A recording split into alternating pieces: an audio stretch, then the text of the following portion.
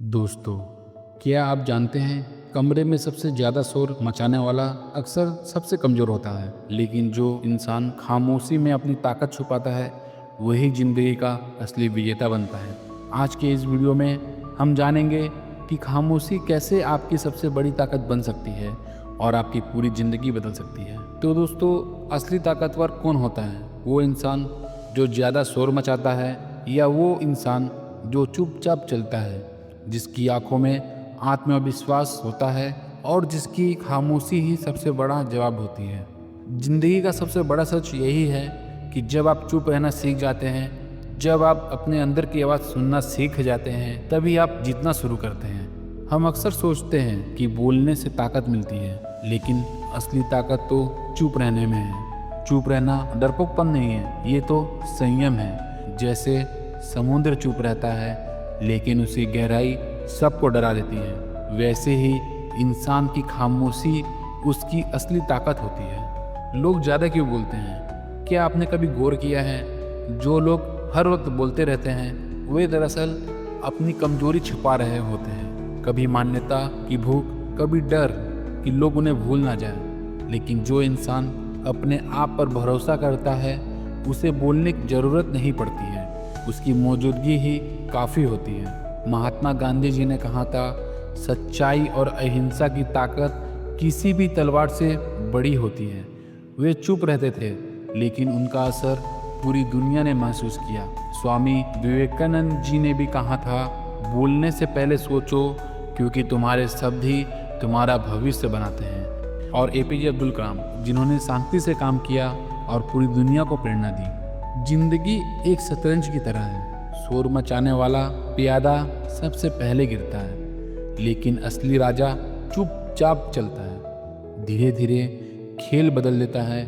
वैसे ही इंसान की खामोशी ही उसकी सबसे बड़ी रणनीति होती है। जब आप अक्सर देखेंगे, जब आप चुप रहते हैं तो सामने वाला ज़्यादा बोलता है और तभी वो अपनी सच्चाई खुद सामने लाता है। आपको बस सुनना है, देखना है और समझना है। खामोशी से इंसान की नीयत पहचानना सबसे आसान हो जाता है। रिश्तों में बहस जीतने से ज़्यादा ज़रूरी है शांति बनाए रखना।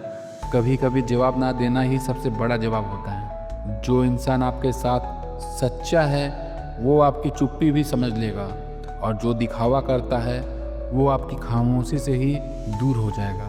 दुनिया में जितने भी सफल लोग हैं उनकी एक आदत कॉमन है, वे बोलते कम हैं और करते ज़्यादा है। असली खिलाड़ी मैदान में शोर नहीं मचाता बल्कि खेल दिखाता है। आप भी चुप रहकर मेहनत करो, कामयाबी खुद शोर मचाएगी। ज़िंदगी में सबसे ज़्यादा ज़रूरी है सब्र। बीज बोने के बाद पौधा तुरंत फल नहीं देता, वैसे ही मेहनत का फल भी समय लेकर आता है।